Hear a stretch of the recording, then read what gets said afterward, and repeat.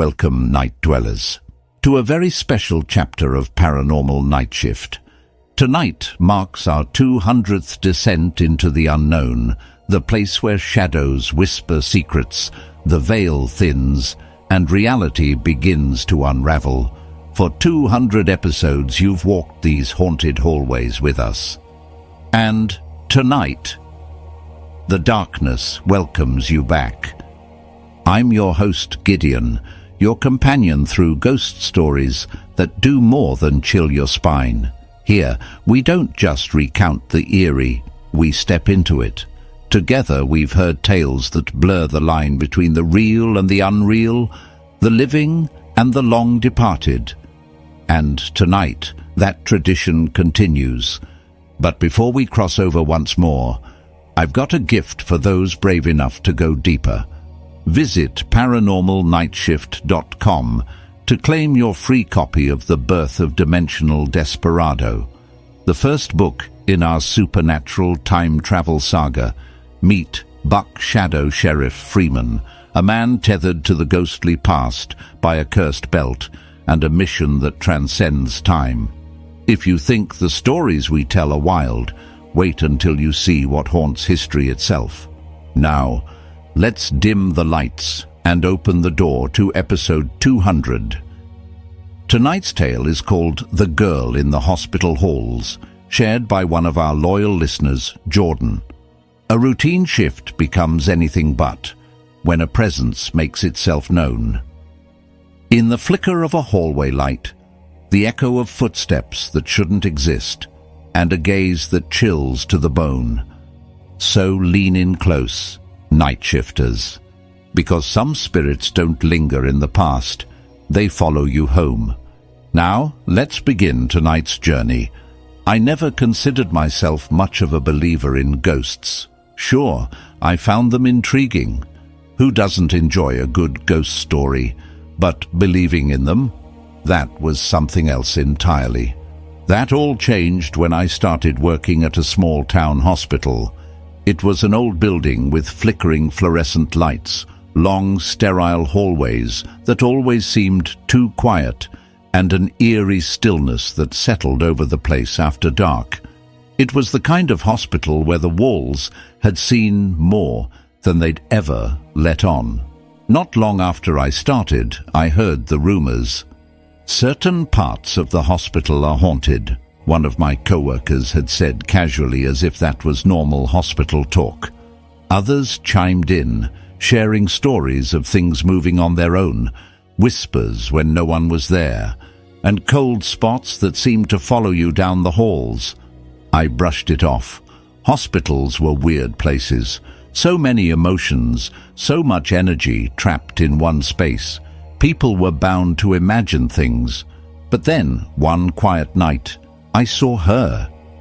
It was an unusually slow night shift. Not many patients, not much to do, just the rhythmic beeping of heart monitors and the distant murmur of the overnight staff. I was in a patient's room, finishing up care, when I heard it. A giggle, soft, high-pitched, a child's laughter. It stopped me in my tracks. That didn't make sense. There weren't any children admitted that night. Before I could fully process it, I saw movement out of the corner of my eye. A child, a little girl, darted past the doorway. I turned my head so fast my neck popped. The hallway was empty. My heart was pounding now, but I finished up in the patient's room, forcing myself to stay calm. Maybe someone had brought their child in to stay overnight with a relative. It wasn't common, but it happened sometimes. As soon as I was done, I found one of the night nurses who had been working there for years. "Hey, does anyone have their kid here tonight?" I asked, trying to sound casual. She frowned. "I don't think so." "Why?" I hesitated but told her what I had seen. She stared at me for a moment, then, without a word, pulled out her phone and scrolled through her photos. She stopped, turned the screen toward me and said, "Was it her?" My stomach dropped. It was a picture of a little girl with dirty blonde hair, wearing a light blue dress. The only problem? She wasn't solid. She was mist, transparent, her figure blurred at the edges like she was barely there at all. My breath caught in my throat. This was the child I saw. I shook my head, unable to believe what I was looking at. "Where did you get this?"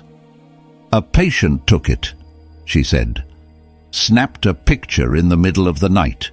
They thought they were taking a picture of the hallway, but she showed up instead." A cold shiver ran down my spine. "She comes and goes," the nurse continued. "Usually you'll know she's here if you feel a cold breeze, or if things go missing or move on their own." I didn't know what to say. I felt like my entire sense of reality had just been knocked sideways.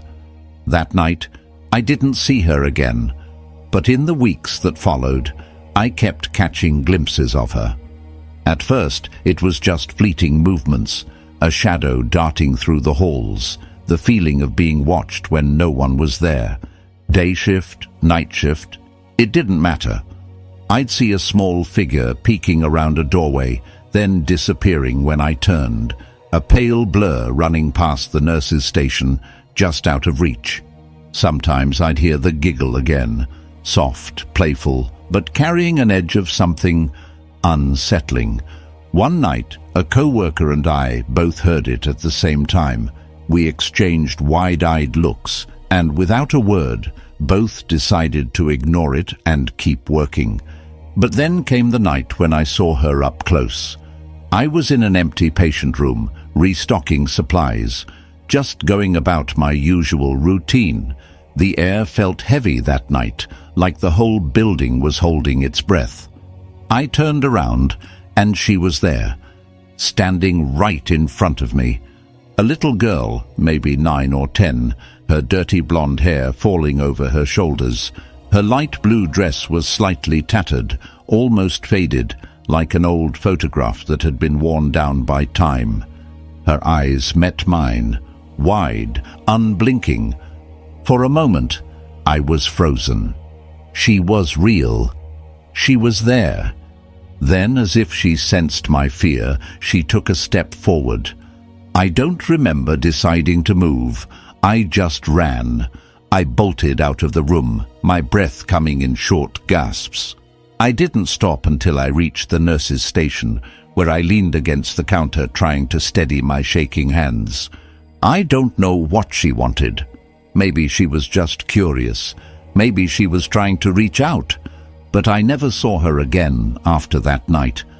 I still worked at the hospital for a while after that, and the stories never stopped. Other staff members continued to talk about missing items, cold spots, and glimpses of the girl in the hallways. But I never had another encounter like that one.